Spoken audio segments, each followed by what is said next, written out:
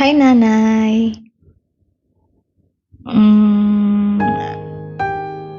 ano bang sasabihin ko? Nanay, happy birthday po. Ayan, 85 ka na. Ayan, pero maganda pa din, syempre. At malakas. Ayan, Nay. Pasensya na po at hindi kami nakauwi ngayong birthday mo. Alam kong hindi mo pa alam ang dahilan kasi hindi naman namin sinasabi sa'yo. So, ngayon ko na lang sasabihin. Nay, hindi kami makauwi kasi po medyo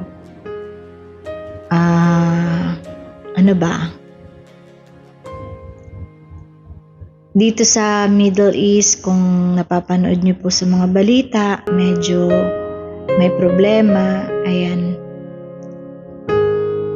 Mahirap yung sitwasyon namin, pero sa awa ng Diyos, okay naman po kami. Huwag po kayong mag-alala.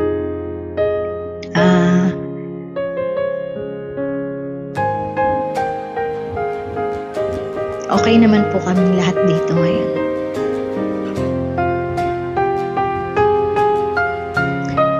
Nanay, happy birthday. Ayokong umiyak kasi naka-mic ako.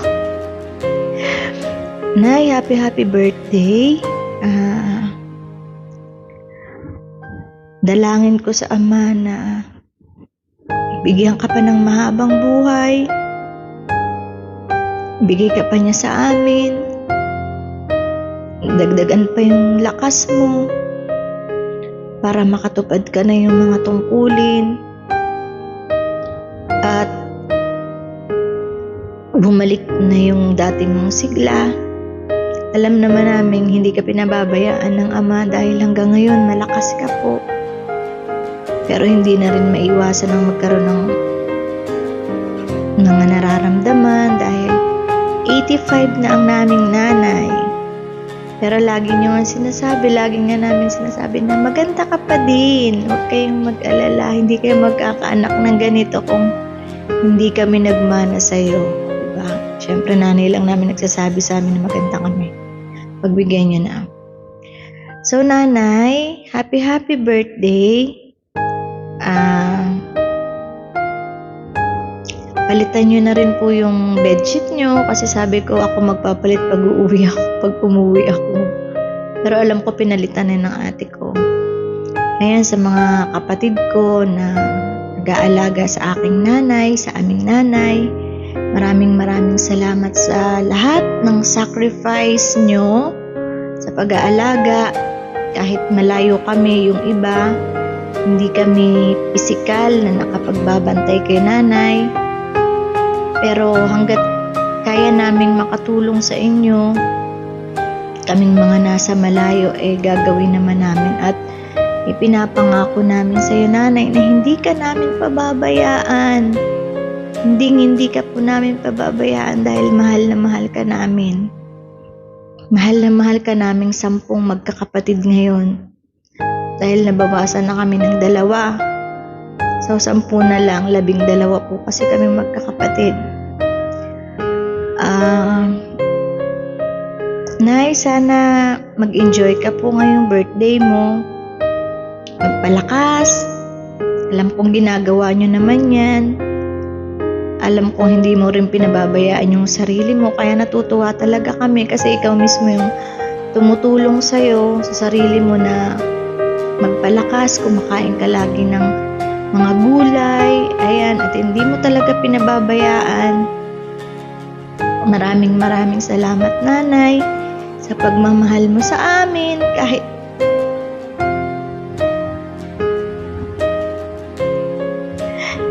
matatanda na kami. Palagi mo kaming naaalala. Ngayong magulang na kami, ramdam namin yung kung paano maging magulang.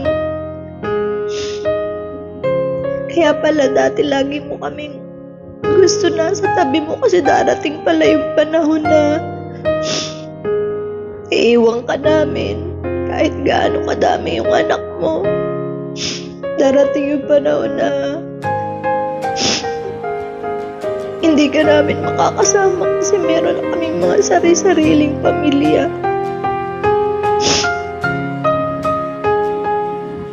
Ayun nanay, namimiss na kita.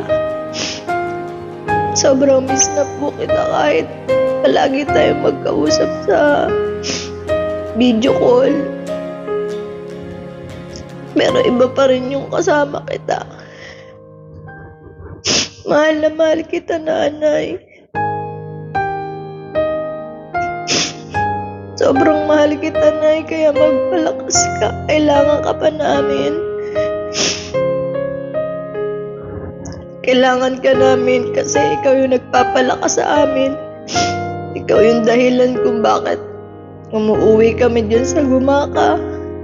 Ikaw yung dahilan kung bakit lagi kaming sabik magkita-kita kasi makakasama ka rin namin. Kaya sobrang nalulungkot ako pag meron kang sakit. Lagi ako nag-aalala pag nagkakasakit ka. Kasi malayo ako tapos hindi agad ako nakakauwi. Pero alam ko naman pong nauunawaan niyo ako kasi hindi naman ganun kadali na makauwi lang talaga. Pero kung may pagkakataon naman at pwede ako umuwi naman po ako kasi nga nanay, gusto ko lagi nakikita ka. Gusto ko lagi nakakasama ka.